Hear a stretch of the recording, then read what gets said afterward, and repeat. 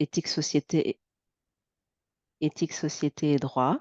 Voilà, et aussi un master en politique, en analyse de politique publique, euh, avec bien sûr un certificat en méthode d'analyse en évaluation de l'ANSUP Afrique. Donc voilà, je chemine avec Sénéval depuis à peu près 2015 et assez actif dans le groupe thématique évaluateur émergent. Vous savez tout de moi. Voilà, aujourd'hui, nous sommes là pour discuter de la promotion des évaluateurs émergents au Sénégal à travers un programme assez innovant euh, de renforcement des capacités. Ce programme en est à sa troisième édition, sans compter le pilote, donc vraiment sa quatrième édition. Et voilà, avec les années, se bonifie. Donc nous sommes là aujourd'hui avec quelques mentis et quelques mentors pour discuter un peu de ce que ce programme apporte aux évaluateurs émergents dans la gestion de leur carrière, mais également comment est-ce que l'on pourrait l'améliorer pour les éditions futures. Pour cela, donc, nous aurons avec nous un certain nombre de panélistes. Je m'en vais tout de suite vous décliner l'agenda. Donc, je vais faire une introduction très rapide, puis nous aurons une intervention de Monsieur Ian Hopwood, qui est le président d'honneur de Sénéval, qui va revenir un peu sur l'historique de ce programme très innovant, comme je l'ai dit tout à l'heure. Puis, nous allons entrer dans le vif du sujet. Il était initialement prévu deux sous-panels. Nous avons jugé utile de les regrouper, donc d'avoir un panel, vraiment un regard croisé entre mentor et menti sur ce programme-là, de sorte peut-être aussi à moins biaiser le résultat de cette session. On est toujours dans les techniques que l'on utilise en évaluation, de s'assurer de triangulation et de s'assurer que on a bien la bonne information. Donc voilà, ce sera un super panel du coup avec 5 intervenants, mais vraiment un regard croisé entre les plus seniors du coup et les plus juniors. Mais vous verrez que le terme junior est très relatif.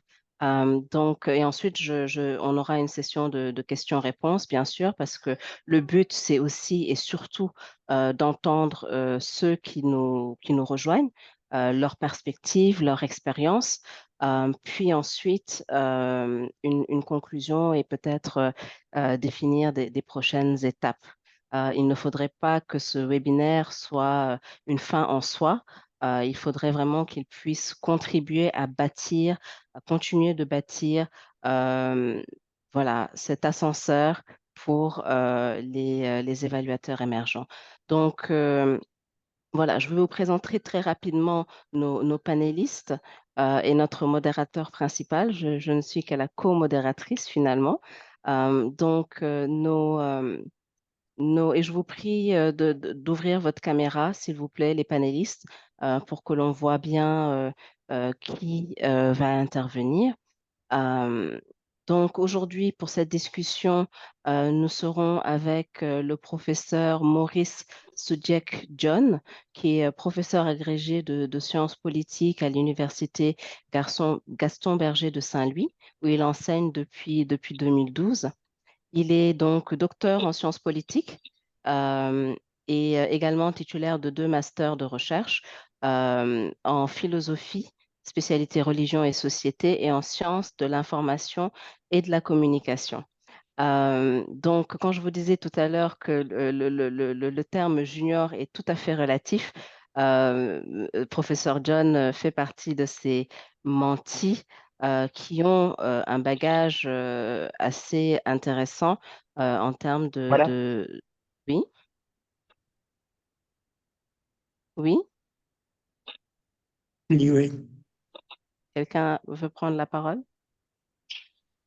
Non, très bien, Continuez, Aminata. Continuez. Fermez d'accord. les micros des autres. Oui, je vous prie de vouloir bien vouloir fermer vos micros. Euh, Pardon. Donc, Oui et récemment, bon, je crois que vous avez tous, les différentes biographies de nos intervenants, sur la plateforme, donc je n'irai pas dans le détail, mais je note quand même que, il fait partie, hem, des personnes ressources qui ont été, récemment, nommées, pour faire partie des assises, pour présider une commission, lors du processus des assises, de la justice au Sénégal. Donc voilà, quelqu'un, d'éminemment, important au sein, du système et qui débute, dans, le suivi et évaluation. Voilà. Nous avons, également parmi nous, monsieur Lucien Malimar, qui lui est économiste du développement et spécialiste en entrepreneuriat, avec une passion, pour l'accompagnement des toutes petites et moyennes entreprises dans l'écosystème, entrepreneurial du Sénégal. Il est expert dans le montage de projets d'investissement, et il a rédigé plus d'une centaine de plans d'affaires dans les chaînes de valeur agricoles. Il a également, travaillé, à l'APIX, pour qui connaît le le paysage institutionnel du Sénégal, on sait, ce que l'APIX représente. Donc, voilà, monsieur Malimar, bienvenue. Puis nous avons, Catherine avec nous, madame Catherine Gladys Dalle, qui elle est titulaire d'un doctorat en sciences économiques de l'université Cheikh Anta Diop. Elle est spécialiste, dans le domaine du genre et du développement durable. Hem, donc elle s'active beaucoup, sur cette question de genre. Elle travaille actuellement, chez Collège et Institut Canada dans le cadre d'un projet, 1000 femmes, et occupe également le poste de coordonnatrice et de chercheur, au sein du laboratoire de recherche sur les institutions et la croissance. Voilà, bienvenue Catherine. Hem Et donc, ça, ce sont nos mentis. Et du point de vue des mentors, nous accueillons madame Claudia Schwartz, qui elle est actuellement responsable, de l'évaluation régionale au bureau, du Programme alimentaire mondial, régional qui couvre donc, basé à Dakar, mais qui couvre donc, 19 pays de la région. Je vous prie, s'il vous plaît, de noter, que madame Schwartz, a fait un effort, véritablement, je qualifierais de surhumain pour participer aujourd'hui à cette session avec nous et nous la remercions, vivement pour, ce sacrifice. Voilà, et nous sommes très heureux, de pouvoir, discuter, échanger, avec elle. Donc en tant que responsable de suivi évaluation, elle a également, bon, vous savez, le système des Nations unies, on tourne un peu beaucoup. Donc elle a également travaillé, enfin, à Damas, en Syrie, où elle a dirigé notamment des évaluations, à fort impact, des évaluations d'impact, des évaluations multi-pays, qui ont généré des informations exploitables, pour l'amélioration des programmes en zone d'urgence. Donc, c'est assez intéressant. Elle est diplômée en droit, et a des compétences linguistiques étendues qui passent de l'anglais au français, au portugais et bien d'autres. Je crois bien que, on a omis d'en citer, quoi, 7 autres. Donc voilà, bienvenue, bienvenue Claudia. Nous avons également, parmi nos mentors, aujourd'hui avec nous, monsieur Amos Ménard, qui est économiste, de formation. Ses domaines d'expertise sont, l'analyse économique, le suivi évaluation, la gestion de connaissances et le management de projet. Il est actuellement coordonnateur adjoint, du centre régional de CLEAR pour l'Afrique francophone au CESAC. Hem, Avant de rejoindre le CLEAR, il a travaillé dans plusieurs organisations au Sénégal, au Togo, au Bénin, en sa qualité de statisticien et économiste et il est également, alumni de l'IPDET, hein, les détenteurs de plusieurs certificats en suivi et évaluation. Bienvenue Amos, à cet échange. Donc pour, nous entretenir sur cette thématique, l'animateur, principal, le modérateur principal sera Amadou Tandjigora, qui est le coordonnateur du groupe thématique évaluateur émergent et actuellement, co-point focal, de cette 3e édition. Donc il est vraiment au cœur, de la mise en œuvre de cette, édition, cette initiative, en 2023. Il est titulaire, d'un doctorat en économie à l'UCAD, spécialiste des questions agricoles et rurales et président du comité scientifique Forum des jeunes chercheurs et universitaires. Voilà. Vous savez presque tout de tous nos panélistes, presque. Je m'excuse, je suis dans un endroit qui est assez passant. Sentez-vous libre de, lorsque vous prendrez la parole, de compléter votre parcours selon ce que vous pensez être le plus pertinent pour la discussion aujourd'hui. Voilà. Donc, sans plus tarder, vraiment, je souhaite oui, à cette heure-ci donner la parole à Monsieur Hopwood, qui, voilà, pour 5 minutes, nous reviendra un peu sur l'historique de ce programme. Merci. Merci beaucoup, Aminata. Excusez-moi, j'ai un mal à la gorge. Peut-être c'est l'émotion de vous voir tous devant moi dans cette session. Je suis très heureux d'être avec vous, mais je ne peux pas rester parce que je suis en train de modérer une session bientôt avec nos amis du Bénin et d'autres sur le rôle des associations d'évaluation dans le développement du système national d'évaluation. Mais je profite de l'occasion de féliciter des organisateurs et de dire un mot sur l'historique un peu pour que tout le monde puisse comprendre que notre initiative, c'est une initiative dynamique et changeante. Et comme on a dit la modératrice, maintenant on cherche à changer davantage pour l'avenir. Et s'il y a des gens qui écoutent maintenant, qui ont le système à eux, propre à eux, peut-être Claudia connaît un peu des systèmes du PAM en Afrique du Sud, etc., on peut partager dans les échanges des systèmes existants. Et ceux qui veulent lancer un système, n'est-ce pas, vous pouvez connecter avec nous pour avoir nos opinions, nos avis. Mais restez, n'est-ce pas, très clair qu'il n'y a aucun modèle figé, il n'y a aucun modèle parfait. Maintenant, dans l'évolution, nous avons fait 4 éditions globalement. On a commencé avec Mentorat, seulement Mentorat, et qui a donné des résultats qui sont toujours à affiner. Et d'ailleurs, Evaluate a un système de mentorat global. Ils ont fait une évaluation et Marc Monobé a des conclusions assez intéressantes. Excusez-moi, qui n'est pas. Je suis en train de parler, Alamine. OK, je peux vous rappeler. Oui, d'accord. Ah, je pense que le président de Sénégal m'appelle, il cherche un lien pour la session d'aujourd'hui. Donc, si Aminata, quelqu'un peut lui envoyer, Aminatou ou quelqu'un qui est connecté peut envoyer le lien à Malamine Savané, s'il vous plaît, pour la session. OK? OK. Donc, je peux continuer. Donc, on a commencé avec Montréal et il y a un certain nombre de conclusions à tirer. Vous m'entendez bien? Ça va? Ça passe bien? Voilà, c'est ça. Il y a un certain nombre de leçons à tirer, mais peut-être les deux choses que je dirais à cette première effort, c'est-à-dire, c'est pas facile à trouver des mentors. Les mentis, c'est pas difficile, mais trouver des mentors qui ont du temps, disponibilité. Et deuxièmement, les mentors sont déjà d'un profil un peu varié. Et c'est parfois un expert en évaluation, mais autant c'est quelqu'un d'expérimenté qui peut donner une orientation professionnelle, orientation à un jeune menti. On a commencé à mentorat. Après, on a ajouté, on a vu la formation qui manquait. On a essayé d'ajouter des éléments de formation. De nouveau, nous avons rencontré un certain nombre de problèmes. Quel type de formation?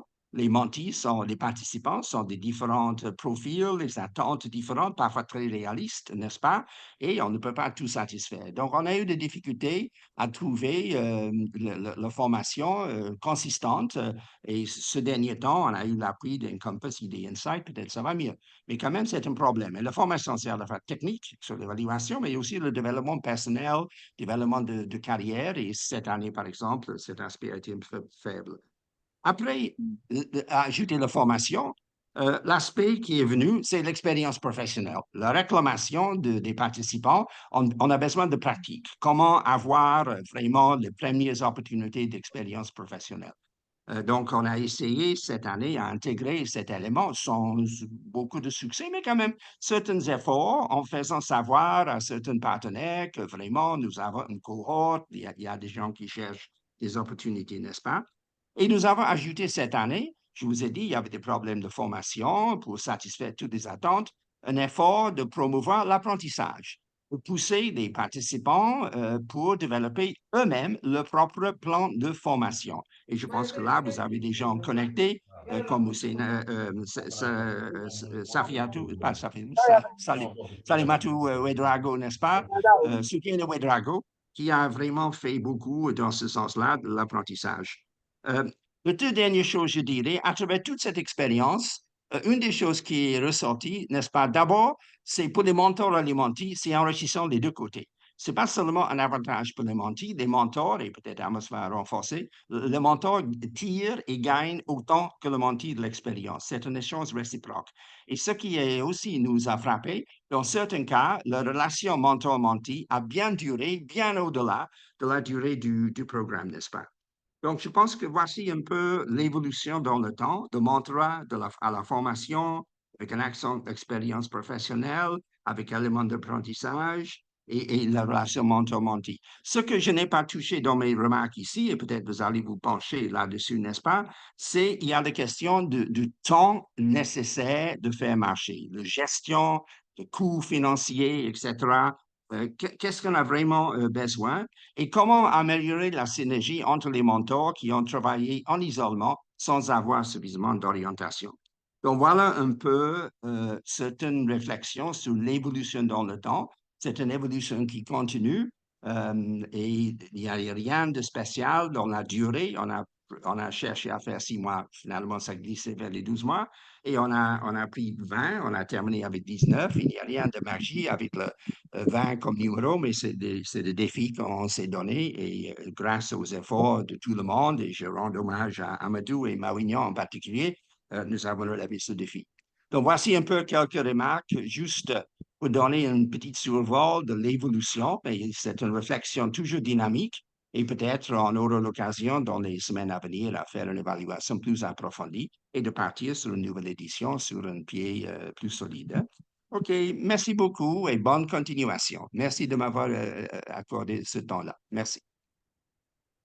Merci beaucoup, Monsieur Harpoud, et merci d'avoir pris le temps de nous expliquer un peu la genèse de ce programme et son évolution au fil du temps. Je pense qu'effectivement, c'est important de préciser que, bon, Amadou va présenter tout de suite le programme, donc je ne vais pas trop anticiper, mais ce qui est peut-être novateur dans cette approche du Sénéval, c'est que euh, concomitamment avec les sessions de mentorat, il y a à côté de cela des formations qui sont proposées, ainsi que des sessions de coaching. Je pense que l'édition précédente avait plus de sessions de coaching, mais bon, qu'à cela ne tienne, en tout cas, celle-ci également, les mentis ont bénéficié également là de coaching et que cet aspect-là n'est pas non plus à négliger. On place beaucoup d'importance sur la relation mentor-menti et c'est tout à fait normal parce que finalement, le mentor est ce guide qui va nous donner certaines des clés pour naviguer ce système dans lequel nous sommes nouveaux. Malgré parfois nos 10, voire plus années d'expérience dans d'autres domaines. Donc, c'est très important. Mais d'un autre côté également, l'association s'assure qu'il y a dans l'apprentissage une certaine uniformisation, n'est-ce pas? Que tous les mentis bénéficient d'un certain paquet de connaissances standards qui devraient pouvoir leur permettre voilà, là aussi, de décoder un peu ou de lire le système de suivi-évaluation de différentes organisations. Donc voilà, je ne vais pas être plus bavarde que cela. Amadou, si tu veux bien faire une présentation très brève, s'il te plaît, du programme de renforcement de capacité. On veut vraiment entendre nos panélistes et ainsi que les participants à cette session. Voilà, donc tu as un peu moins de 10 minutes. Merci. D'accord. Merci beaucoup, Aminata. J'espère que vous recevez ma présentation.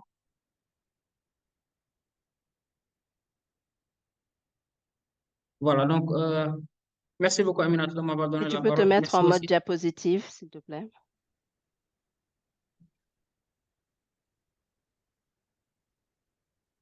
C'est bon? Très bien, merci. Donc, merci beaucoup, Aminata, de m'avoir donné la parole. Donc, merci aussi à l'ensemble de nos panélistes, mais également à notre infatigable président d'honneur de Sénégal, M. Yann Opoul. Vraiment, il a donné le meilleur de lui-même dans le cadre de ce programme de renforcement de capacité et également dans bien d'autres activités du Sénégal.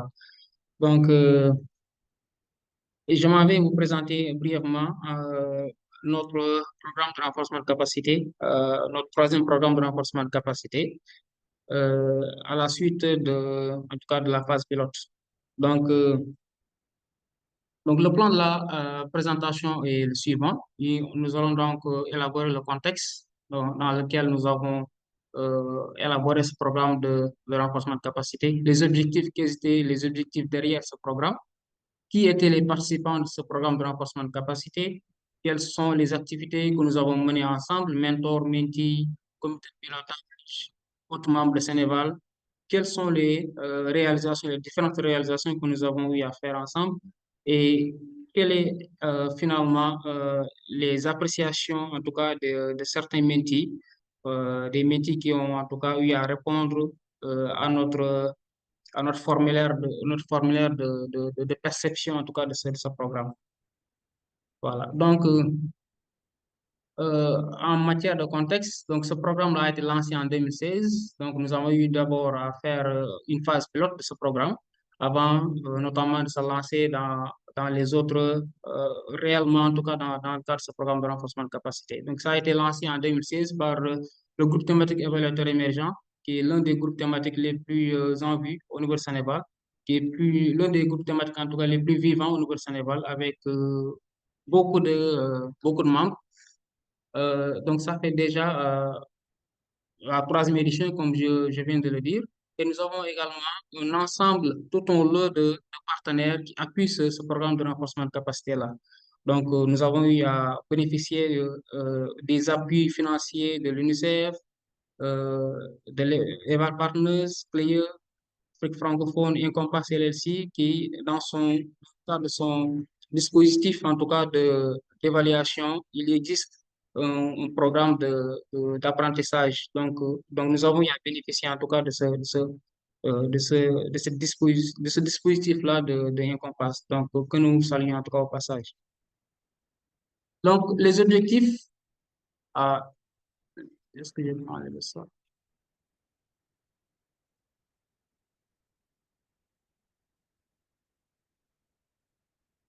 Donc, je vois que l'écran, un peu, ça me gêne dans le cadre de ma présentation. Donc, faut que j'essaie d'enlever. Voilà, ça marche.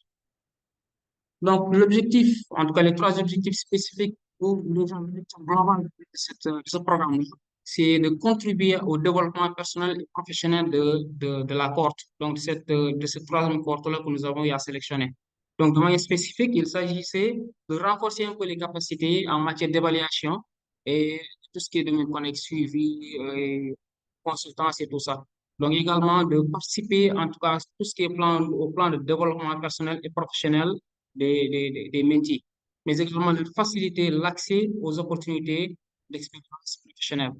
Donc, c'était là les objectifs spécifiques de ce programme de renforcement de capacité. Donc, en termes de participants, nous avons eu déjà, après avoir lancé les candidatures, nous avons reçu plus de 50 candidatures. Donc, nous avons pu sélectionner, essayer d'avoir les meilleurs profils, mais il y avait quand même des frais pour être candidat. Donc, après avoir rempli ces frais, nous avons également donc, nous avons étudié minutieusement et également nous avons fait avec les différents que nous avons également choisi. Donc, le profil est vraiment varié entre économistes, évaluateurs. euh, Vraiment, il y avait beaucoup de profils. Donc, et également, il y avait 6 femmes et 13 hommes. 6 femmes et 13 hommes, même si c'est inégalement réparti, mais bon, c'est peut-être les conditions, les critères de recrutement qui ont en tout cas favorisé cette forme de recrutement. Donc, il y avait parmi les participants 4 qui étaient hors de Dakar, 4 participants, 4 mentis hors de Dakar.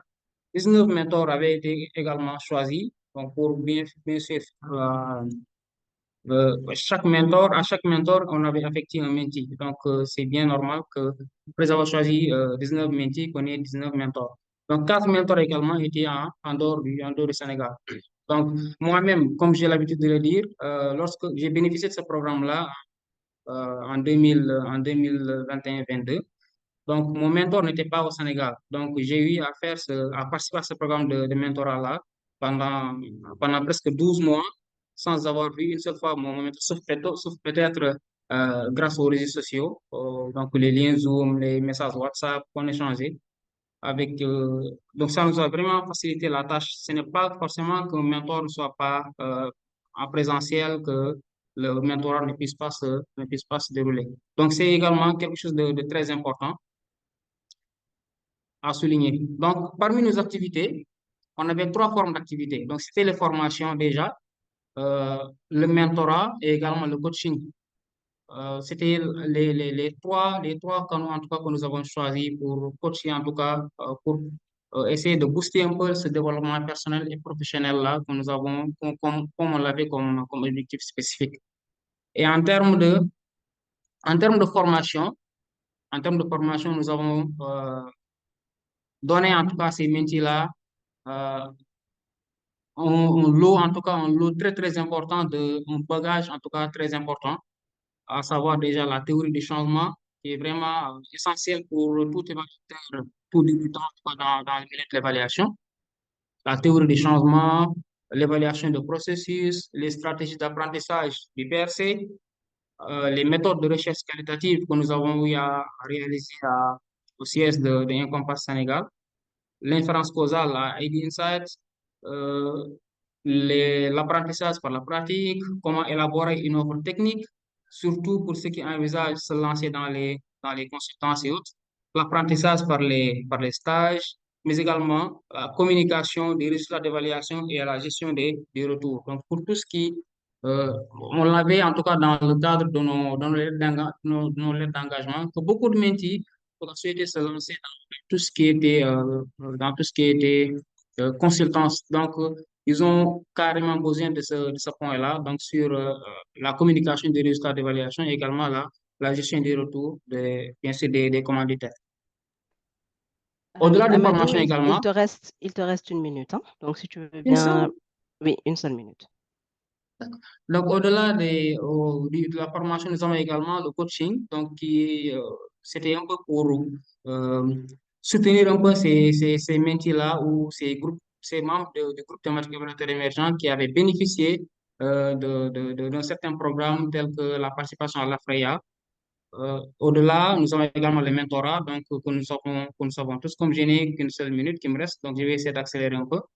Et en termes d'appréciation du programme, c'est le dernier point.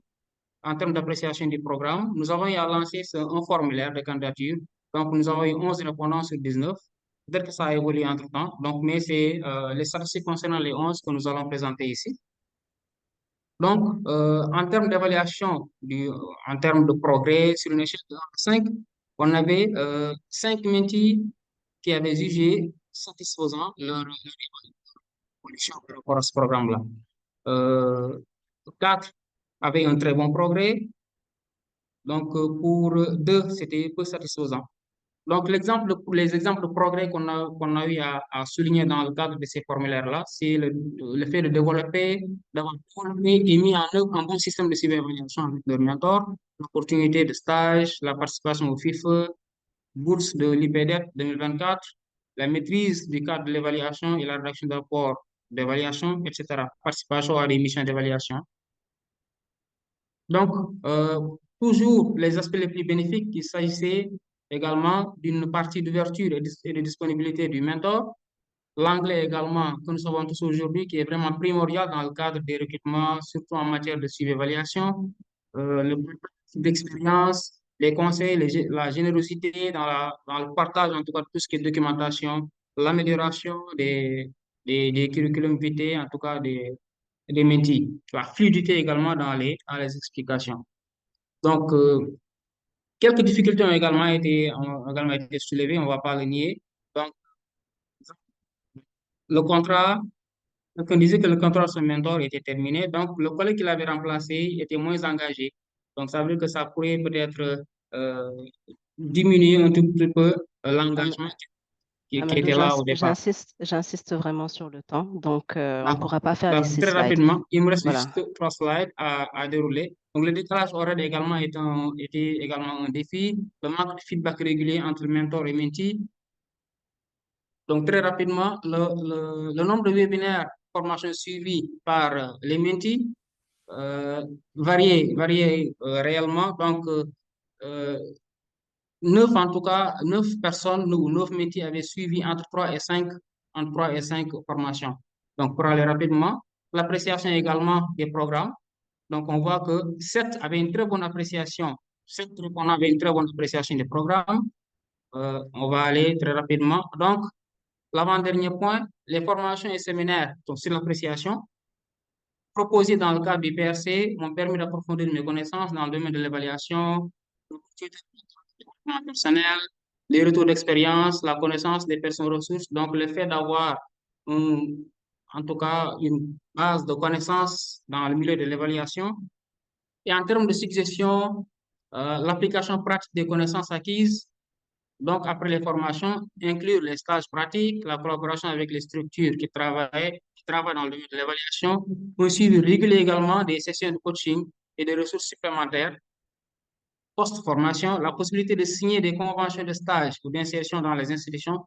Tout ça, c'est des éléments de suggestion de la part des métiers qui ont bénéficié de notre troisième programme de renforcement de capacité. J'ai pensé qu'au début, j'allais avoir 15 minutes pour la présentation parce que bon, c'est ça qu'on avait décidé. Mais bon, comme on n'a pas assez de temps, je vais m'en limiter à ça. Merci beaucoup, Aminata, pour m'avoir donné la parole. Merci. Très bien, parfait. Nous avons grignoté 5 minutes au début. Donc, mais tu auras l'occasion de revenir sur certains éléments, ou en tout cas certains de ces éléments, notamment d'appréciation, seront évoqués par les différents panélistes. Donc, je pense que voilà, l'information sera donnée. Je voulais juste apporter 2 précisions lors de ta présentation. La première, c'était, bon, tu as dit que, bon, puisque c'est tout à fait normal, puisqu'on a 19 menti d'avoir 19 mentors. Ça n'a pas été le cas dans les éditions précédentes, hein, parce que c'est vraiment sur la base du volontariat que les mentors s'enrôlent dans le programme. Et donc, le fait d'avoir pour cette édition-ci 19 mentors, c'est vraiment une illustration de l'intérêt que suscite ce programme, l'intérêt grandissant que suscite ce programme auprès des, euh, des praticiens confirmés de l'évaluation. Donc, ça, il faut le noter et peut-être aussi le plaidoyer que fait le Sénéval dans ce sens-là. L'autre D'accord. chose, c'était par rapport aux résultats qui viennent d'être projetés. Il faut noter que c'est une enquête qui est en cours. Donc, les résultats ne sont qu'à prendre avec certaines pincettes parce que, à côté de cela aussi, nous avons fait la restitution ou en tout cas la clôture du programme dans laquelle nous avons récupéré un certain nombre de données, d'informations, d'appréciations des différents mentis et mentors qui seront reversés dans l'analyse globale à la fin de ce programme. Donc voilà, ça vous donne les tendances de ce programme, mais c'est à prendre avec quelques pincettes parce que c'est des résultats intermédiaires. Sans plus tarder, je pense que l'on va se diriger vers le panel. Donc, si vous voulez bien tous ouvrir vos caméras, tous les membres du panel, voilà, pour permettre à Amadou de vous poser certaines questions et que vous puissiez répondre. Merci beaucoup. Lucien, si vous voulez bien allumer votre caméra. Merci. Merci beaucoup, Aminata. Merci de m'avoir donné à nouveau la parole. Donc, je vais charger un peu de cette partie du panel. Donc, nous avons quelques questions donc, relativement par rapport à l'impact du programme dans la carrière des métiers. Donc, tout tourne autour de ce grand point-là. Donc, nous avons parmi nous 2 mentors et 3 mentees, je crois bien. Voilà, 3 mentees et 2 mentors. Donc, si vous voulez bien, je vais peut-être commencer par ou en tout cas faire en sorte que ça soit un regard croisé. Donc, nous allons peut-être aller de mentor à mentee. Si c'est une bonne idée. Donc, je pense que je vais peut-être demander à Monsieur Amos Ménard. Donc, euh, s'il vous plaît, Monsieur Ménard, je pense qu'il est avec nous. Oui, bien sûr, je vous entends parfaitement. Voilà. Merci beaucoup en tout cas d'avoir répondu présent à à cette session-là. Donc, c'est d'abord votre appréciation déjà sur ce programme de renforcement de capacité globalement et quelle appréciation faites-vous également de votre mentee? Alors, je voudrais commencer par vous remercier pour l'invitation à siéger dans ce panel sur le renforcement des capacités des évaluateurs émergents à travers le programme de renforcement des capacités de Sénéval.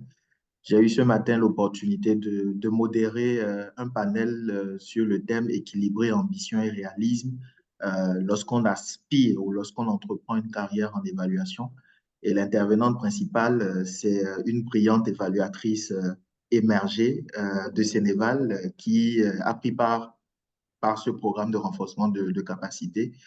Et cela traduit un tout petit peu mon sentiment pour répondre à votre question. C'est dire toute ma fierté de voir que ce programme produit des résultats concrets. Euh, et cela peut se voir, en fait, lorsqu'on observe la progression des mentees qui ont pris part à ce programme. Alors, pour répondre à votre question, bon, j'ai eu l'opportunité, Aminata ne l'a pas mentionné, je suis moi-même membre de Sénéval et j'ai eu l'opportunité de co-coordonner ce programme de renforcement de capacité, d'encadrer depuis qu'il existe deux mentees. Et mon sentiment général que je puise de mon expérience qui est singulière, je confirme qu'elle peut ne pas être partagée, mais de mon expérience, c'est vraiment une pleine satisfaction de ce que j'ai pu observer.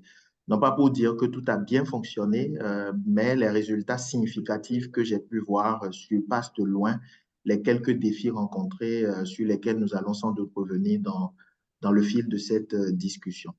Alors, ce qui a très bien fonctionné avec ma mentee, c'est vraiment que j'avais l'opportunité, d'ailleurs pour les deux mentees que j'ai eu la chance d'encadrer, d'avoir vraiment des personnes qui étaient pleinement motivées et très engagées. Donc, c'est des gens qui avaient vraiment une forte envie de se perfectionner dans ce milieu de l'évaluation et qui ont, durant tout le processus, adopté une posture d'apprentissage.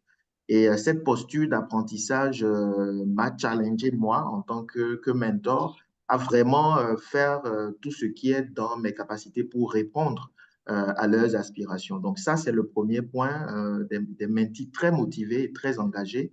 Le deuxième point, c'est que les mentees avaient une idée très claire des objectifs qu'elles souhaitaient atteindre dans le cadre de ce programme. Peut-être elles ne savaient pas au début là où elles étaient parce qu'elles n'ont pas fait l'exercice de se questionner sur là où je suis aujourd'hui pour les deux. Mais elles savaient de manière très, très claire là où elles voulaient aller, les objectifs qu'elles voulaient atteindre. Et nous avons très vite travaillé sur comment atteindre cet objectif. Et ça m'emmène au troisième point clé que je voudrais mentionner ici, c'est que dès le départ, nous sommes partis sur un parfait cadrage en fait de la relation mentee-mentor qui va au-delà de la lettre d'engagement que le mentee et le mentor signent. Donc, au-delà de la lettre d'engagement où on a quelques énumérations autour desquelles les deux parties s'engagent, nous avons eu justement cet échange euh, au début pour questionner véritablement ce que la mentee voudrait atteindre dans le cadre de ce programme, ce qu'on peut faire dans le cadre du programme, ce qu'on ne peut pas faire dans le cadre du programme au regard d'un certain nombre d'enjeux et de définir maintenant un calendrier strict des rencontres, des obligations qui étaient faites à la fois au mentee et au mentor. Ça également, ça a été quelque chose qui a très bien fonctionné.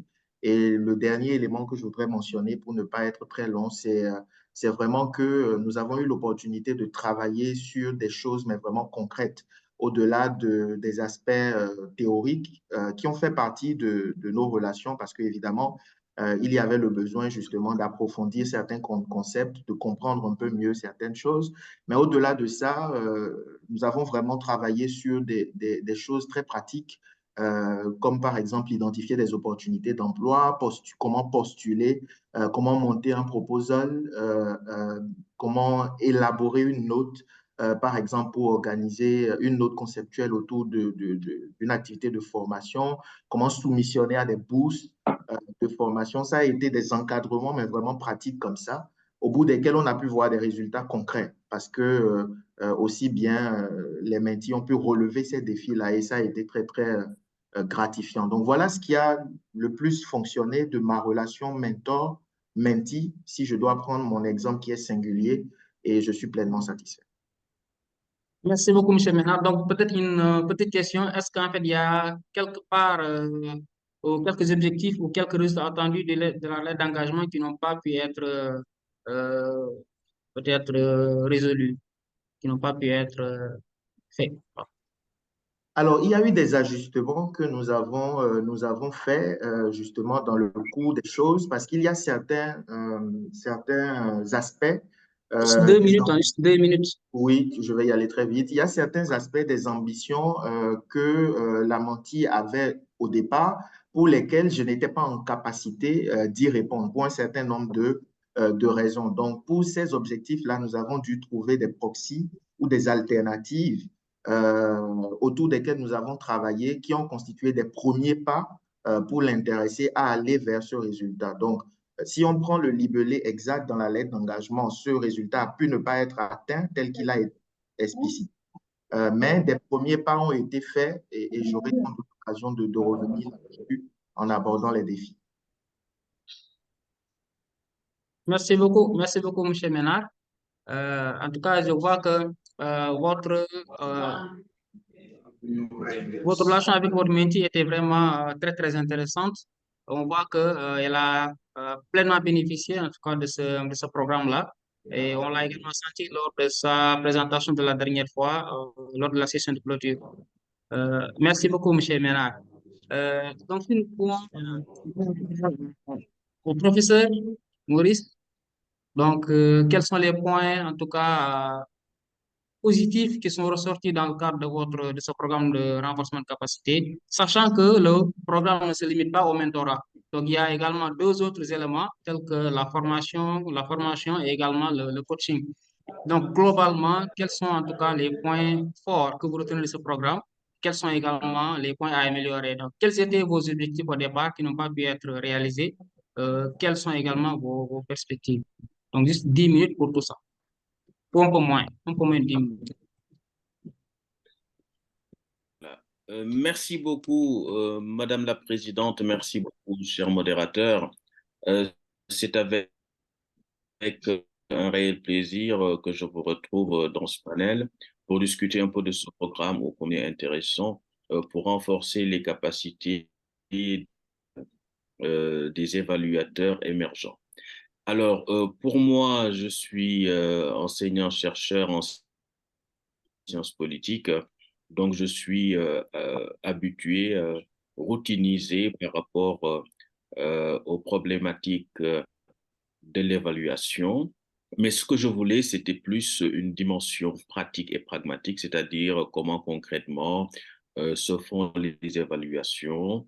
Et de ce point de vue-là, j'ai pu bénéficier des formations qui ont été dispensées à travers Sénéval, notamment à travers également Encompass et d'autres formations en matière de méthodes qualitatives, de méthodes quantitatives, sur beaucoup d'autres projets, sur beaucoup d'autres exemples d'évaluation qui nous ont été présentés, expliqués et explicités. Mais également, j'ai eu à avoir une relation euh, fructueuse, fructueuse du point de vue scientifique avec mon mentor, qui se trouvait être également un universitaire, qui est un universitaire reconnu et donc qui m'a donné beaucoup de documents et qui est fort intéressant. Et je pense que de ce point de vue-là, c'est une complémentarité entre cette dimension théorique académique à laquelle j'étais habitué, puisque c'est mon monde de tous les jours dans lequel je baigne, c'est mon biotope, si je puis dire, et aussi avec ces incursions dans le monde de la technique, dans le monde de la pratique concrète de l'évaluation. Je pense que c'est un élément qu'il faut souligner et saluer à sa juste valeur. Il faut également préciser par ailleurs que j'ai eu, dans le cadre, dans le cadre des activités de Sénégal, à, à Siaka, s'il donner, vous à plaît, si vous livrer pouvez des fermer communications. votre micro. Siaka, s'il vous plaît. Fermez votre micro, Siaka, s'il vous plaît. Merci. Professeur, continue. Merci beaucoup, Monsieur le modérateur. Donc, je disais que dans le cadre toujours de ces activités, j'ai eu à donner, à livrer des communications, notamment euh, lors du FIF, c'est-à-dire le Forum international francophone de l'évaluation.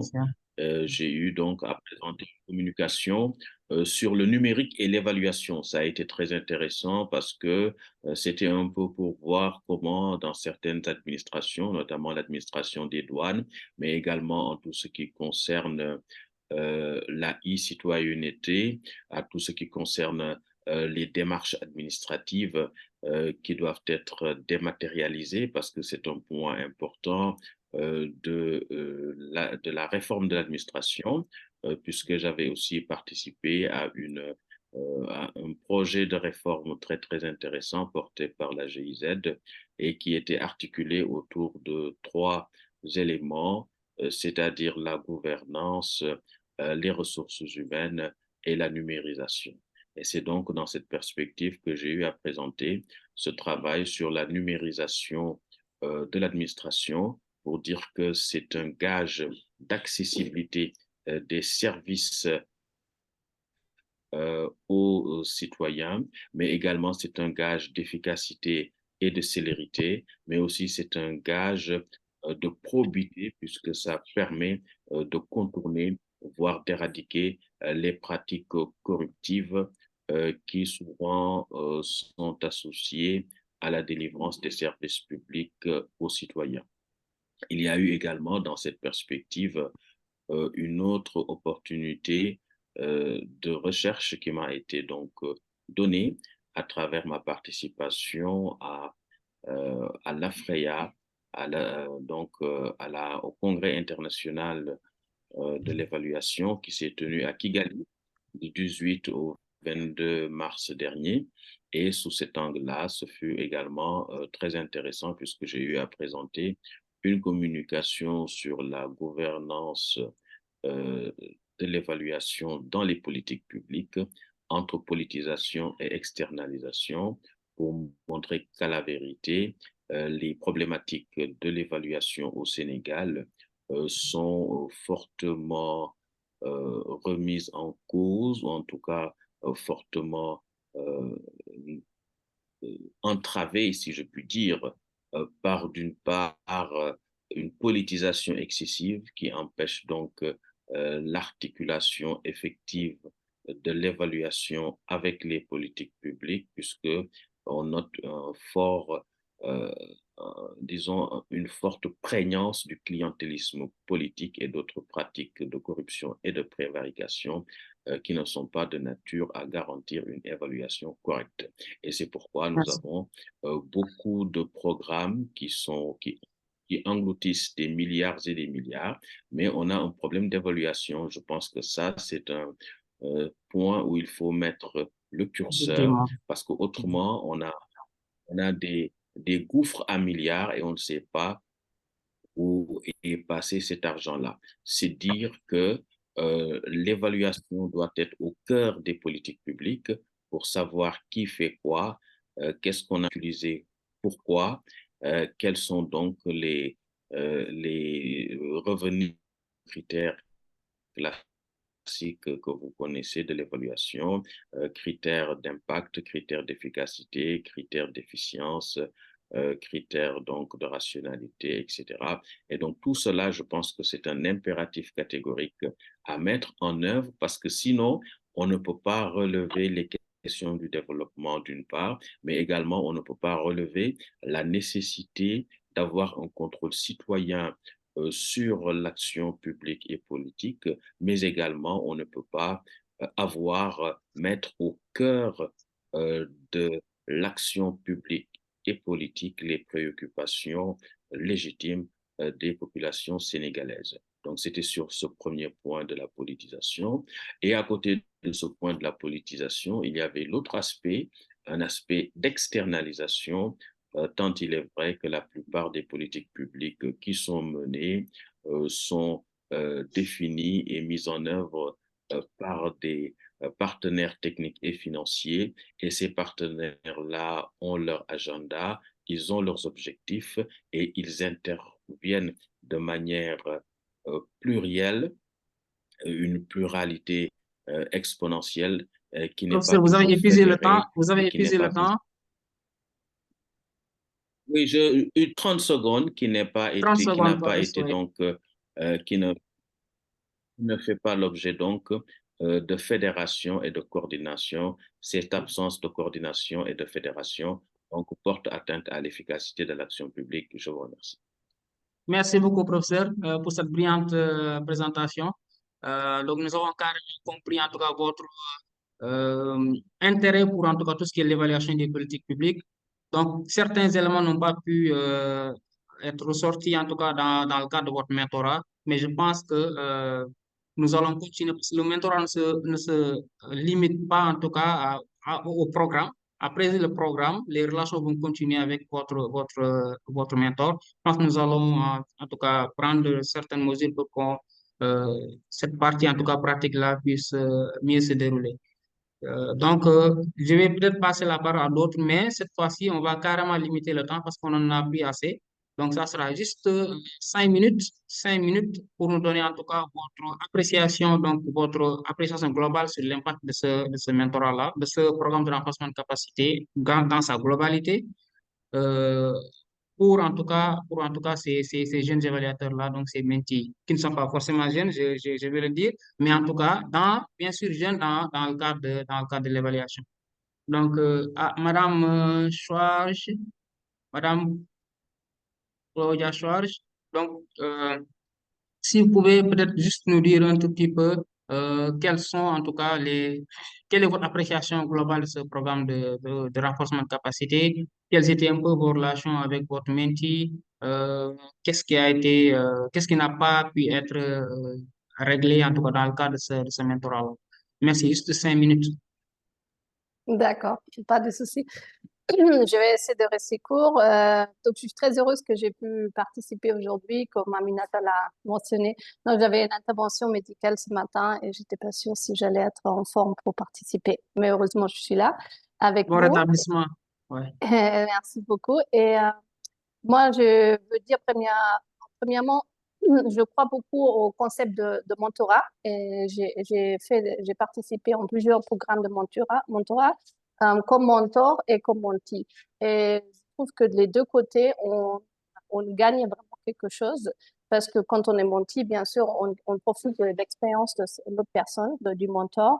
On a vraiment un interlocuteur, on peut être plus ouvert et plus direct que peut-être avec un superviseur ou avec une connaissance personnelle. Mais d'autre côté, j'ai aussi trouvé que j'ai beaucoup profité comme mentor.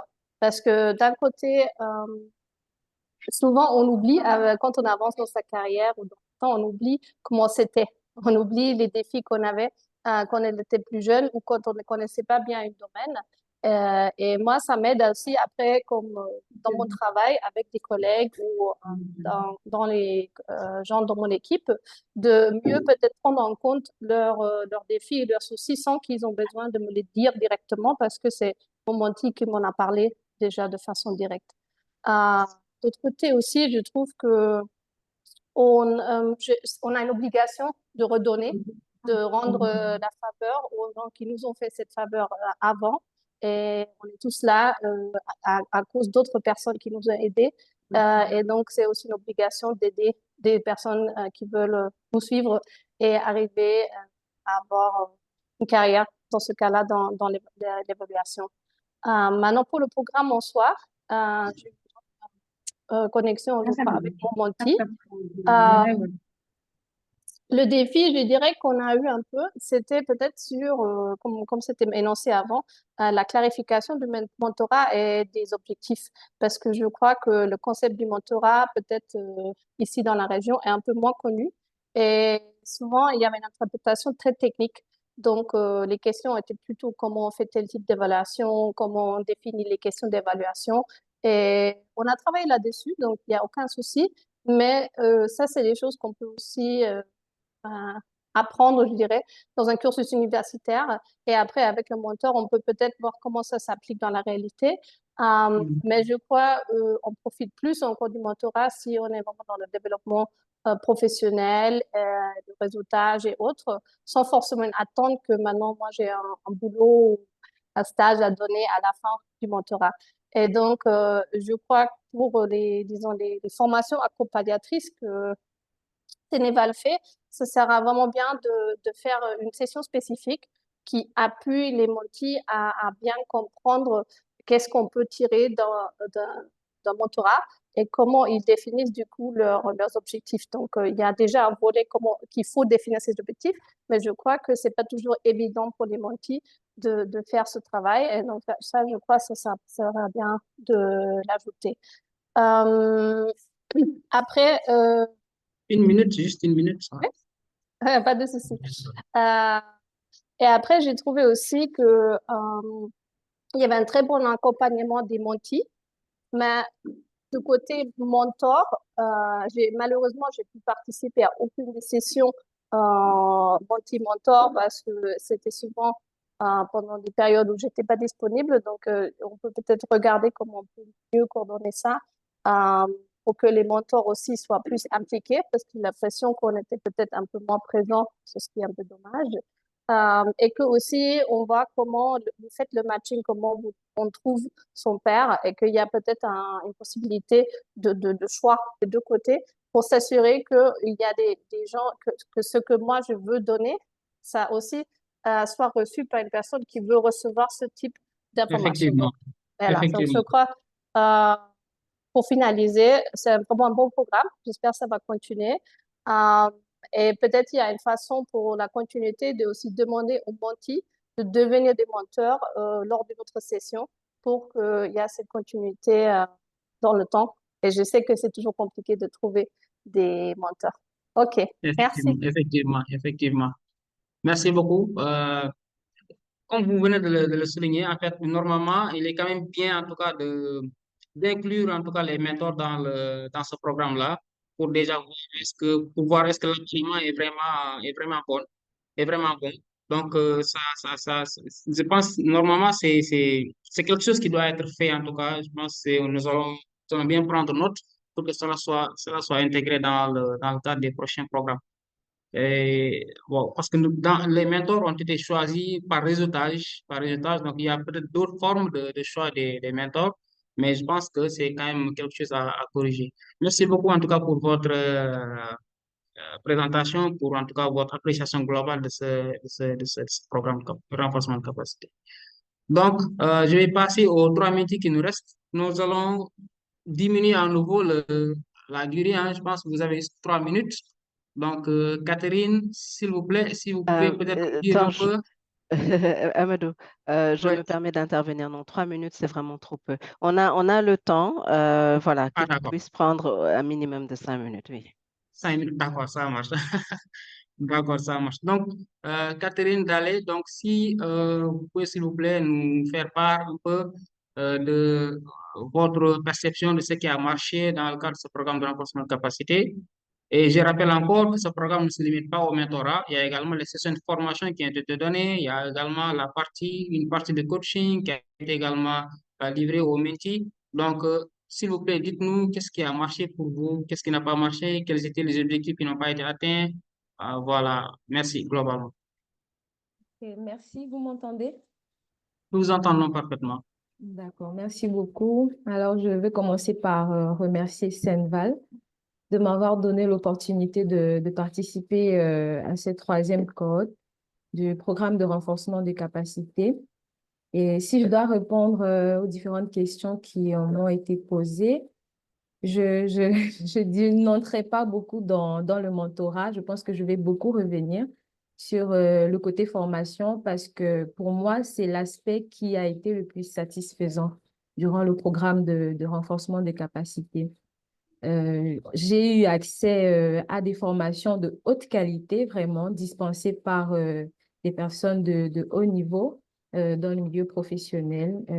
Étant novice dans le cadre de l'évaluation, j'ai vraiment bénéficié de formations que je continue de qualifier de haute qualité, que ce soit les formations à ID Insight, à Encompass, les autres formations en ligne.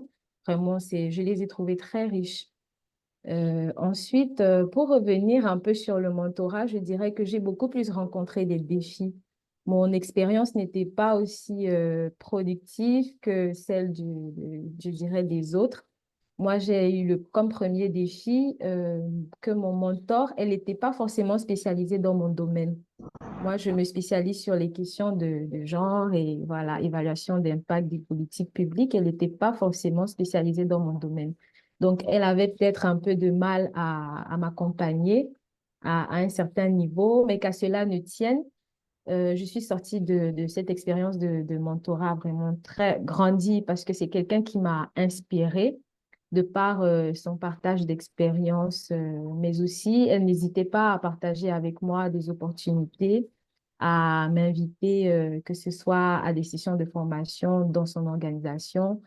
Et l'autre défi aussi que j'ai rencontré, c'est quand son contrat a pris fin dans l'organisation où elle travaillait. Donc, elle m'a dirigée vers quelqu'un qui devait la remplacer, mais je dirais que ça a démarré vraiment difficilement. Mais sinon, globalement, je pense que le programme de renforcement de capacité a tout son sens, surtout ici au Sénégal. Le professeur a dit quelque chose de très pertinent tout à l'heure. L'évaluation aujourd'hui, surtout dans nos pays en développement, doit être placée Mhm. vraiment au cœur des politiques publiques parce que souvent, on Effectivement. va dépenser des sommes colossales et Mhm. après, on ne sait pas qu'est-ce qui a été fait, qu'est-ce qui n'a pas été fait, l'impact même, est-ce que ça atteint les cibles et tout. Et je dirais que je sors de ce programme grandi. Je D'accord. vais vraiment grandir. Merci. Merci Et vous beaucoup. pensez, qu'est-ce que pourrait être corrigé dans le cadre de ce programme-là? À mon avis, c'est l'adéquation entre la théorie et la pratique. Je dirais que s'il y a quelque chose à améliorer, ce serait beaucoup plus dans ce sens-là. À la fin des différentes formations, parfois je sentais le besoin d'avoir un peu de pratique pour faire asseoir les connaissances que j'avais reçues. Donc, s'il y a possibilité d'améliorer ce sens-là, ce serait vraiment. D'accord. On pourrait, par exemple, créer, je ne sais pas, des groupes de travaux ou même mettre les participants sur des projets collaboratifs. Je pense que ça renforcera déjà l'engagement des participants dans le programme et voilà, ça nous permettra de mettre en pratique les connaissances qui nous sont données durant les formations. D'accord. Merci beaucoup, Catherine. Sauf si on a d'autres questions, nous vous reviendrons. Donc, D'accord. Merci. Lucien, est-ce que Lucien est avec nous? S'il vous plaît, Oui, est-ce que oui, vous je pouvez... suis là, je suis là. Voilà, voilà. Mhm. Merci beaucoup, Lucien. Donc, s'il vous plaît, tentez de répondre à ces quelques questions que nous venons de poser. Donc, votre appréciation globale de ce programme de renforcement de capacité, euh, quelles étaient également vos relations avec votre mentor? Quels sont les défis que vous avez à rencontrer? Qu'est-ce qui pourrait être amélioré dans le futur? Je rappelle aussi que Lucien, en fait, il représente également Eclosio, qui est membre également de Sénégal, un membre institutionnel de Sénégal. Merci, Lucien. Allez-y, vous avez 5 minutes. Voilà, merci, cher modérateur, merci aux panélistes et à l'ensemble des participants vraiment à ce panel. Surtout à mon mentor, hein, Monica Lemona, qui n'a managé aucun effort, voilà, dans le cadre du renforcement de ce programme. Donc, comme vous l'avez dit, je suis expert en entrepreneuriat, mais également passionné des questions de suivi et évaluation. J'étais aussi un chargé de suivi et évaluation. Et dans le suivi, on se focalisait beaucoup plus sur le suivi, mais pas sur l'évaluation. On est dans les projets d'insertion, mais souvent on se dit, OK, on a renforcé la capacité de beaucoup de jeunes, on a financé beaucoup de jeunes, mais au finish, qu'en est-il du taux d'insertion? Que sont-ils devenus? Donc là, j'ai été passionné par tout ce qui est culture et évaluative, comment vraiment aller vers l'évaluation. Donc c'est pourquoi quand ce programme était lancé, vraiment j'étais très très motivé à faire partie des gens qui seront mentorés. Donc, globalement, moi, j'ai beaucoup plus profité du mentorat que des sessions de formation. Voilà. Donc, il y avait des sessions de formation. Bon, là, c'est moi qui fuyais, hein, mais j'en ai participé à deux, à celles qui avaient donné un compas sur l'analyse qualitative. Mais avec mon mentor, quand même, au début, j'avais beaucoup de théories sur l'évaluation, mais grâce à mon mentor, j'ai pu mettre en pratique. J'ai pu mettre en pratique parce qu'en interne, on a des projets. Parfois, on organise des auto-évaluations avant la grande évaluation. Parfois, bon, on est avec les consultants qui font l'évaluation. Donc, grâce à l'appui de mon mentor en termes de redéfinition, voilà, de mon plan de développement personnel et professionnel, et grâce au document qu'elle a partagé, en notre méthodologie, j'ai pu modifier mon CV, mais surtout participer à une évaluation qui a été organisée dans le cadre de notre structure. Donc, on n'avait que 2 semaines pour finaliser, mais grâce aux outils qu'elle m'avait remis et puis des outils qui étaient un peu, voilà, qui n'étaient pas évidents qu'elle nous partage ça, j'ai pu quand même drafter un plan de rapportage grâce au cadre d'évaluation qu'elle m'a bien expliqué et nous avons pu déposer le rapport dans les meilleurs délais. Et j'imaginais cette équipe si j'avais pas déjà reçu voilà son mentorat, je ne pense pas que nous allions terminer à temps. Donc en termes de relation, il y a une très bonne relation. D'habitude, c'est moi qui est arrivé en retard en ligne. Bon, comme vous, hein, notre mentorat a été fait intégralement en ligne. Elle était ponctuelle, malgré qu'elle ait un calendrier très, très, très chargé. Et depuis lors, je copiais sa ponctualité parce que si c'est en 15 minutes, on pouvait déjà faire pas mal euh,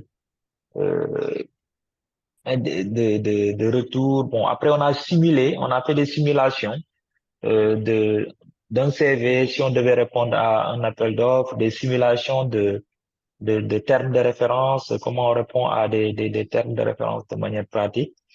Mais comme enjeu et défi, comme tu l'as dit, on aurait voulu quand même avoir plus d'occasions. Peut-être Sénégal va confier une mission d'évaluation à ce dernier cohorte.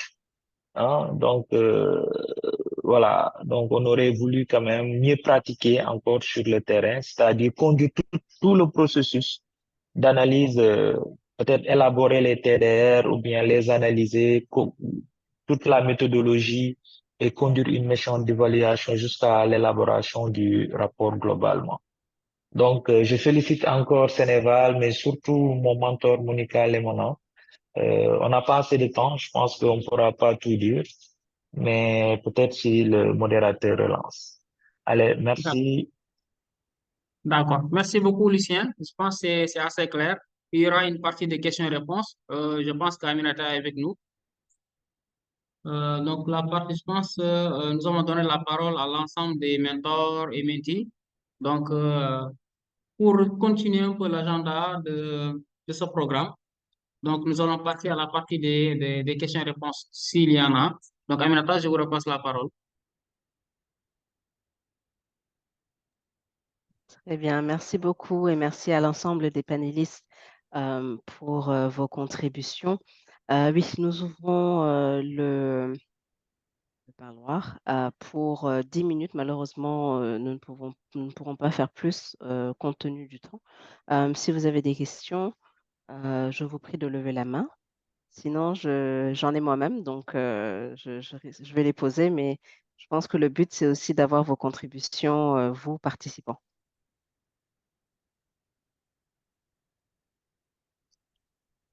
Donc, s'il y a des questions Très bien, particulières, vous pouvez donc vous signaler. Voilà, s'il vous plaît. Et sinon, vous pouvez également écrire dans le chat hein, si vous êtes plus à l'aise de faire cela. En attendant, moi, je vais me lancer. Cette Voilà. question est à l'endroit des deux mentors qui sont également donc Amos qui actuellement, Monsieur Ménard, qui actuellement travaille donc au CLEAR, le CLEAR qui est un partenaire institutionnel de Sénéval et qui activement, de façon très active, promeut les évaluateurs émergents, ou en tout cas les activités qui tournent autour des évaluateurs émergents. Et donc, pourquoi en fait, quel est l'intérêt pour vous de faire cet investissement-là, finalement? Merci Aminata. Bon, très rapidement, l'intérêt en fait, c'est d'investir dans la future génération. C'est de pouvoir travailler justement à créer une relève pour l'évaluation, surtout dans la sous-région. Au niveau de CLIA, nous avons le mandat de préparer une masse critique d'évaluateurs locaux qui soient bien formés et outillés pour relever les défis en fait. Et travaillant sur ces taxes, nous avons jugé utile justement de miser fort sur les évaluateurs émergents, connaissant l'engagement, la faim, en fait, la soif qu'ils expriment à rejoindre la profession. Nous nous sommes dit, c'est parfois, c'est peut-être pas totalement vrai, mais c'est parfois plus facile d'écrire sur une page vierge que d'écrire sur une page qui est déjà remplie. Euh, du coup, nous avons fait cette option et depuis que nous travaillons à cela en partenariat avec Sénéval sur quelques mandats, mais également un certain nombre d'associations nationales d'évaluation dans la sous-région, nous avons de très bons résultats. Et nous-mêmes, au niveau de CLIA, nous avons mis en place certains programmes pour compléter ce qui se fait déjà au niveau des associations nationales d'évaluation. C'est le cas, par exemple, pour notre programme de jeunes professionnels qui vise, c'est vrai que c'est un programme sélectif, mais il vise quand même à donner des opportunités pratiques aux évaluateurs émergents. Donc, nous les accueillons dans notre sur site, nous les accueillons à Dakar, nous identifions en fait des profils d'évaluateurs émergents dans la sous-région, y compris le Sénégal. Nous les accueillons pour une période de 6 mois parfois qui est renouvelable, où ils travaillent sur tous les axes d'intervention que nous couvrons, allant de la formation, de l'assistance technique, de la conduite des évaluations et autres. Donc ça, c'est un aspect de ce que nous faisons au niveau de CLIA. L'autre aspect, nous promouvons également la mise en place ou la promotion des évaluateurs émergents au sein des centres de formation des universités. Depuis l'année dernière, par exemple, au niveau du CESAG, nous avons soutenu la mise en place d'un club des étudiants évaluateurs émergents. Parce que les évaluateurs émergents, ça inclut aussi des jeunes qui sont toujours en formation. Et il n'y a pas de meilleure niche que d'aller vers eux dans leur centre de formation pendant qu'ils sont finissants pour semer la graine de l'évaluation et leur donner l'opportunité en fait de pratiquer dans la mesure du possible. Donc, ce club, il fonctionne très, très bien au CESAG. Euh, et notre ambition, c'est de réussir à le faire dans d'autres universités. Je vais m'en arrêter là. Aminata, je sais que tu as à cheval sur le temps. Je pourrais dire bien plus, mais je m'en tiens à ça. Très bien, merci Amos, de tenir compte aussi de notre horloge, mais effectivement des suggestions très intéressantes et des activités que vous menez qui sont très intéressantes. Il faudrait voir à notre niveau comment est-ce qu'on pourrait faire le lien entre ce que nous faisons à Sénéval et ce que vous proposez aussi comme activité. Madame Schwartz, Claudia, compte tenu de votre expérience dans l'évaluation et notamment des programmes enfin, on est dans l'urgence, on est dans l'humanitaire, donc ce sont des programmes quand même qui nécessitent une bonne dose d'anthropologie, de sociologie, qui sont dans un contexte, comme je disais, d'urgence. Donc, c'est parfois assez difficile d'intégrer les leçons apprises d'évaluations passées dans les évaluations, enfin dans les programmes qui sont mis en œuvre du fait d'une urgence. Comment est-ce que enfin, on a eu aussi une discussion, pardon, il faut que je remette les choses dans leur contexte. Nous avons eu une discussion lors de la clôture de l'utilisation de nouvelles techniques, parce qu'en réalité, l'évaluation est dynamique, n'est-ce pas? Les techniques changent au fur et à mesure que l'on pratique l'évaluation. Donc, quel est finalement, euh, qu'est-ce qu'un programme comme ce programme de renforcement de capacité pourrait apporter à la pratique de l'évaluation? Amos tout de suite parlait de d'écrire sur une page vierge. Est-ce que voilà, le fait d'investir dans les évaluateurs émergents permettrait aussi d'aller vers ce type de nouvelles techniques, ou est-ce que vous voyez, enfin voilà, quelle serait peut-être la valeur ajoutée d'un tel programme dans des situations plus ou moins complexes d'évaluation? Merci. Merci beaucoup, Madame Diop, pour cette question. Il y a beaucoup d'aspects, donc je vais essayer de toucher sur quelques-uns sans aller peut-être dans tous les détails. Pour moi, les évaluateurs émergents, ils ont beaucoup à apporter. Je crois qu'il faut faire un peu la distinction entre les jeunes évaluateurs émergents et les évaluateurs émergents tout court. Parce que les évaluateurs émergents tout court peuvent être des professionnels avec un parcours très long et beaucoup de connaissances, comme vous dites, qui viennent peut-être juste d'un domaine autre que l'évaluation et qui du coup peuvent apporter cette connaissance de la domaine. Vous avez mentionné l'anthropologie. Je crois, par exemple, une vision anthropologique sera très, très, très bienvenue en évaluation. L'avantage de l'évaluation tout court, c'est que c'est pas vraiment un parcours universitaire. Donc, je suis juriste, par exemple, d'autres collègues ont fait d'autres types d'études. Donc, on étudie pas juste évaluateur depuis son premier semestre jusqu'à la fin de ses études. Et donc, c'est quelque chose qui accueille quand même un bouquet de professionnels. Et après, il y a cette possibilité de spécialisation avec, par exemple, cette maîtrise que Amos a mentionné, pour avoir les capacités techniques de faire une bonne évaluation en plus. Donc, je crois que c'est vraiment une bonne combinaison. Et donc, de ouvrir cette possibilité pour des gens qui ne viennent pas de la domaine d'évaluation, qui ne font pas ça depuis 5-10 ans, d'apporter leurs connaissances à ce domaine, je crois que c'est vital pour s'ouvrir à des nouvelles méthodologies.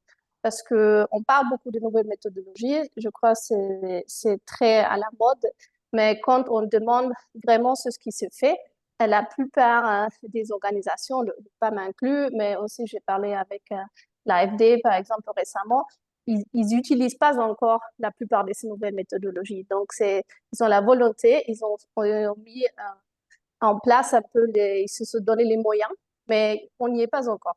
Et donc, c'est vraiment important que les jeunes ou les nouveaux, les émergents, ceux qui ont aussi cette autre vision, entrent dans le secteur et que aussi on les écoute, on leur donne une voix. Parce que ça, c'est aussi souvent, si on est émergent, jeune, on n'a pas le même poids et on n'est pas toujours écouté. Et donc, je crois aussi même cette initiative de mentorat peut appuyer cet échange et ça pourrait donner de nouveau des idées aussi aux mentors, comment changer ou revoir leur propre travail d'un autre point de vue.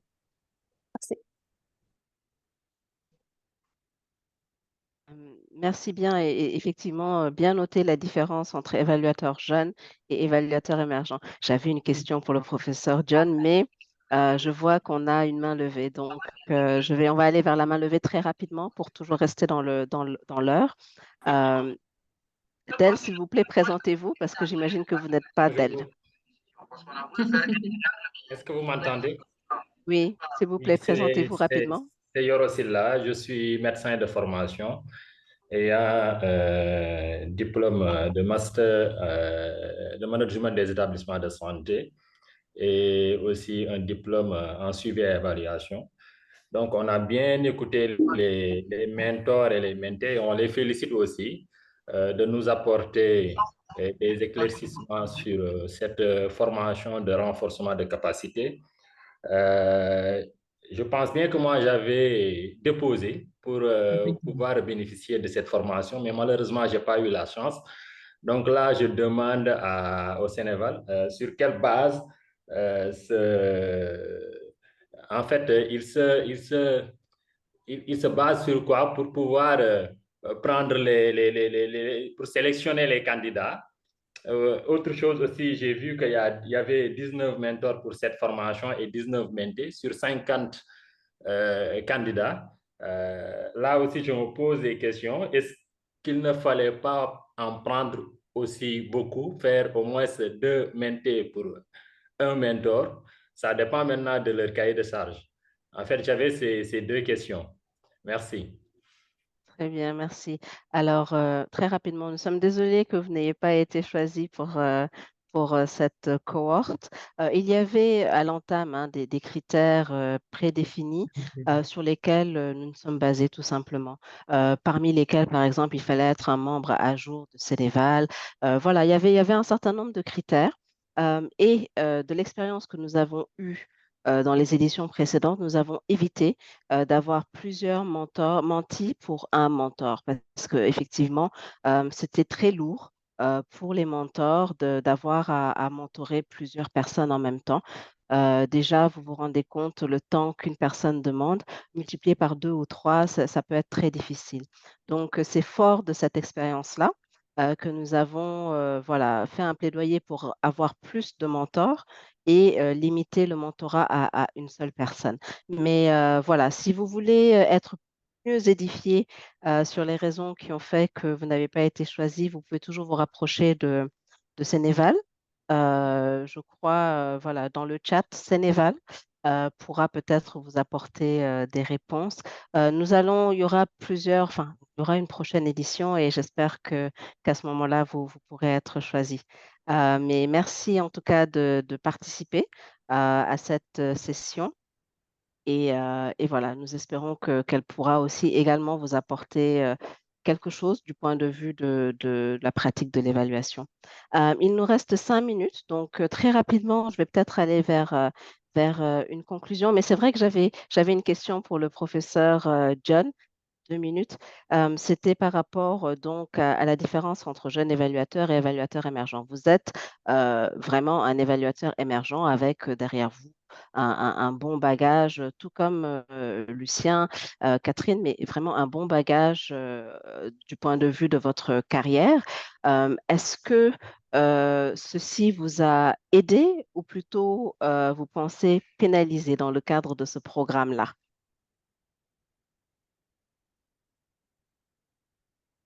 Euh, Oui, je pense que c'est toujours enrichissant. Comme on dit, il faut beaucoup apprendre pour enseigner peu. Et celui qui a la prétention d'enseigner ne doit jamais cesser d'apprendre. Donc, c'est dans cette démarche d'humilité et d'ouverture que je m'inscris, sachant que on apprend toujours dans la vie et c'est avec plaisir que j'ai pu apprendre et entrer dans ce programme où j'ai beaucoup appris. Au contraire, ça a été très enrichissant parce qu'encore une fois, le savoir est cette seule chose qui a cette propriété singulière d'augmenter quand on la partage. Je vous remercie. Sur cette belle citation, j'allais conclure, mais je vois que Amos a la main levée. Oui, 1 minute, Amos. Aminata, je m'excuse 1 minute. En fait, je ne voulais pas partir sans partager quelques réflexions sur comment améliorer la mise en œuvre du programme, la gestion du programme. Il y a un certain nombre d'éléments qui ont été mentionnés. Je voulais juste insister sur quelques-uns pour aider justement à faire avancer le programme. Claudia mentionnait tout à l'heure l'importance du give back.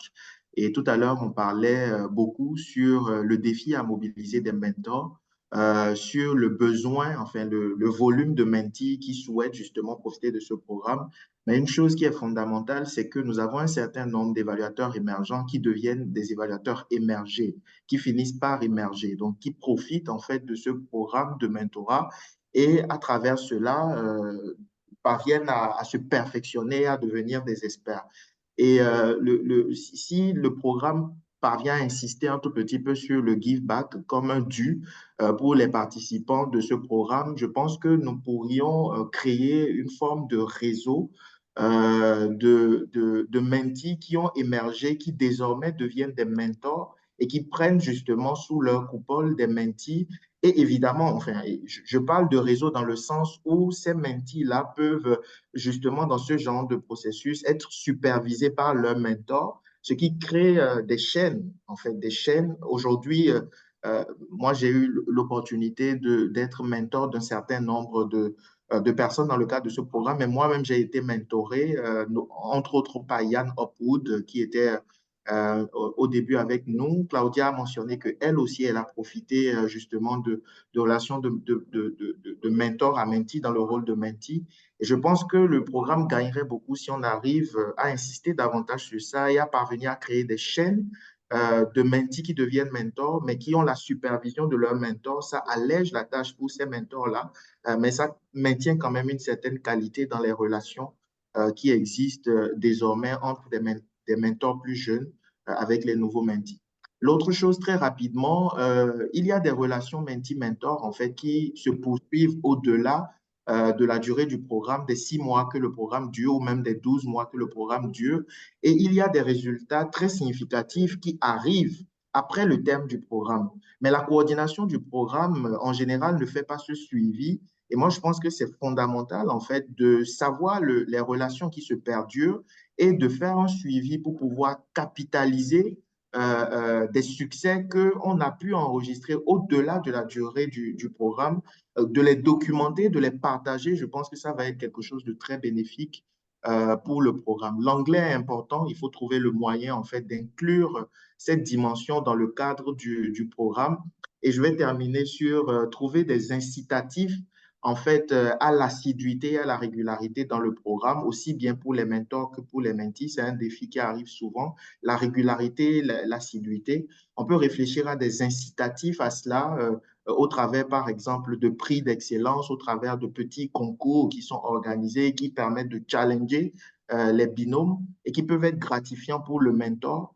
C'est de petites idées comme ça qu'on peut explorer et qui peuvent être très bénéfiques. Voilà, je m'arrête là. Effectivement, un bon nombre de suggestions. La session étant enregistrée, nous allons avoir l'occasion de revenir là-dessus et de voir de façon concrète comment mettre en œuvre voilà, les différentes suggestions. Malheureusement, je ne peux plus prendre de questions. Il est 14h29. Je dois conclure cette session, mais sentez-vous libre de nous contacter par ailleurs au-delà de la session.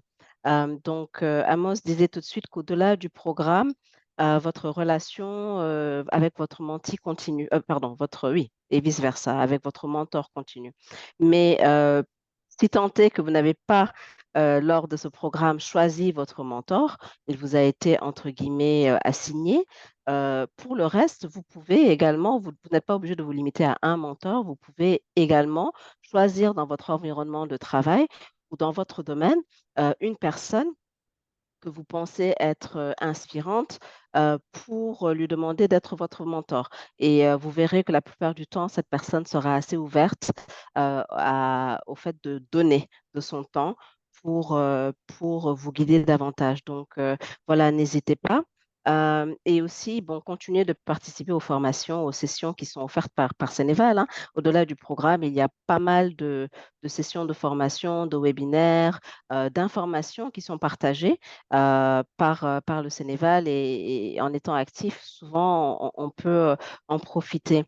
Il y a des grandes questions qui dépassent peut-être un peu ce projet et sur lesquelles on a eu on a un peu touché ces questions-là, c'est comment améliorer finalement les politiques publiques, l'évaluation, à travers l'évaluation, bien sûr, comment est-ce que Ceneval, à travers des programmes comme celui-ci, mais tous les autres programmes, toutes les autres commissions qu'elle a en place, comment est-ce que finalement on peut mieux se positionner pour améliorer les politiques publiques et comment institutionnaliser ce programme.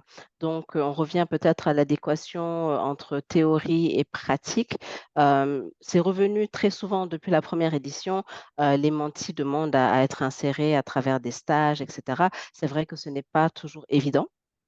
Ce résultat-là n'est vraiment pas évident, mais peut-être que c'est quelque chose pour lequel nous devrions réfléchir voilà, de façon plus soutenue au niveau de Sénéval.